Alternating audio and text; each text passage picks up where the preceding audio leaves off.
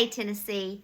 Monica Irvine, running for the Tennessee State Senate District 6, wanted to talk to you today about school choice, as something I know you've heard a lot about in the news lately. So I want to tell you a little bit about what it is just to make sure you understand, and I wanted to let you know where I stand on it. And so I support universal school choice. What does that mean?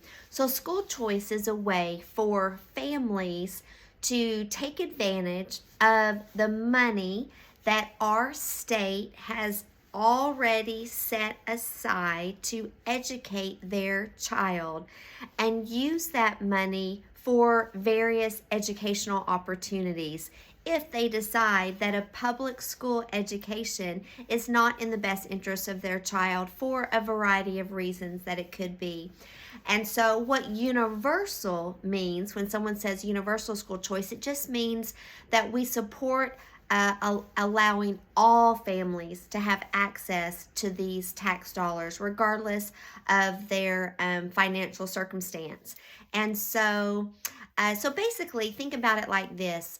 At some point, our society decided that it was in our society's best interest to educate the younger generation.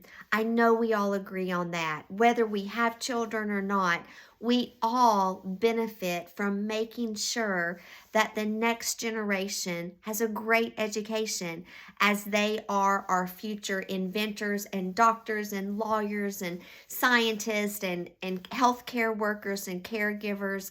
And so it's imperative for the benefit of our community and our state and our nation that we educate the younger generation. And so the thing is that these tax dollars have already been earmarked to educate a child. So those of us that support school choice believe that the money should follow the child. Some people wonder, right now, Governor Lee has the money that they've said it would be about $8,000 per child. Basically, our state is saying it costs the state approximately $8,000 to $12,000 per student to educate kids in Tennessee. The reason there's a varied amount is because if children, depending on where they live, depending on if they have diagnoses, can increase the cost of providing that child with a public education. But so across the board, an educational savings account is going to give Tennessee families approximately $8,000 if they choose to pull their child out of the public school system, take that $8,000 and go use it for a different educational environment. So they might choose any number of private schools, charter schools, homeschool, and they get to choose. You know, I was knocking on the door, now it's been 2 months ago, and I met some grandparents who had custody of their 2 grandchildren that were attending Bearden Middle School. They had a 6th and 7th grade grandchildren. And you know, the grandfather said, you know what, Monica, our granddaughter is doing really well. She's thriving. But our grandson is on the autism spectrum and just does not do well in these large classroom sizes. And Bearden Middle is maxed out at 25 kids per classroom. And we just wish we could find an alternative educational environment for him, that maybe there's 15 kids per classroom. We just think it would be so much better, but we don't have the money to really find another option. This family is a perfect example of why they deserve to have some other choices. And why not? Why not the parent, the guardian of these children, be allowed to make the best decision for their children? You all, we're Republicans. We're conservatives. Do we remember what that means? It means that we believe that it is we, the people, who make the best decisions for what's best for our family, for ourselves, for our community. We don't need a Department of Education to tell us where to send our child to school, how to educate our child. At this point, we've got to give parents options. Why? Well, today, it's no one's fault We have teachers working so hard to educate our children. As you know, the public school system takes all children. And so I met with a teacher not long ago who actually said, Monica, I'm teaching about half of the material that I normally teach. Why? Well, because I've got some really troubled kids in my classroom for various reasons. And because of their behavioral limitations, because I've got to be really careful about what activities we do in my classroom, and because I spend so much time on behavioral issues, I have to stop teaching, turn, and handle the kids that are struggling. I just don't get to teach like I used to. And every year it seems to get worse and worse. And so I know that's true, you all. I've run manners camps for kids for 15 years.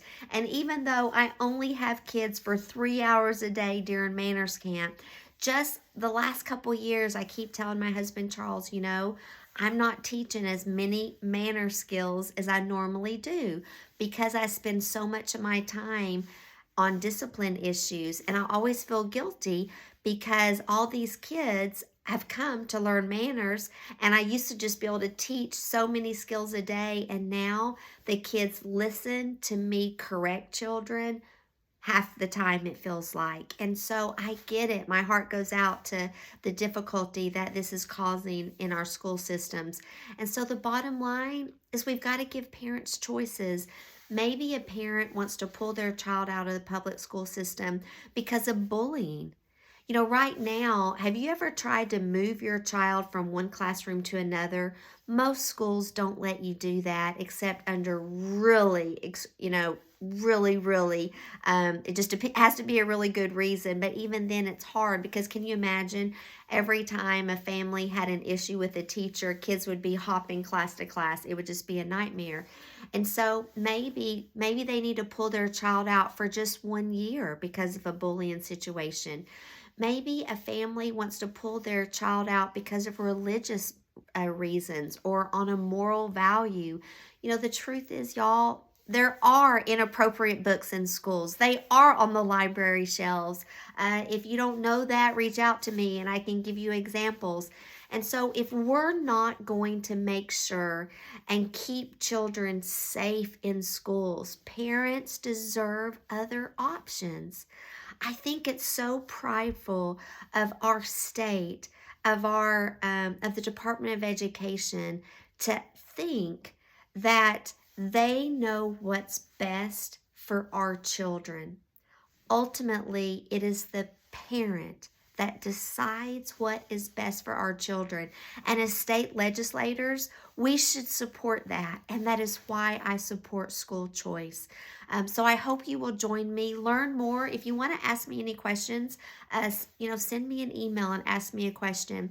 I do get asked sometimes, Monica, what about the kids whose parents are basically not good parents and are not going to take advantage of this, and the kids whose parents just leave them to their own devices are going to be left in the public schools. You all, I'm not going to tell you that there's not bad parents, and I'm not going to tell you there's not going to be kids that fall through the cracks, and I'm not going to tell you there's not going to be kids that are left behind. But look around. That is happening right now. As a CASA worker for the past 20 years, those are the cases that I've been investigating for 20 years.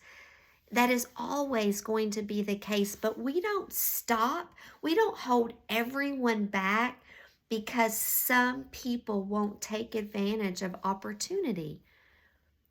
We have a free market in our country, in our state, and school choice is supporting a free market of education. It's the parents that get to decide. Join me in this fight. Thank you for watching. Have a great day.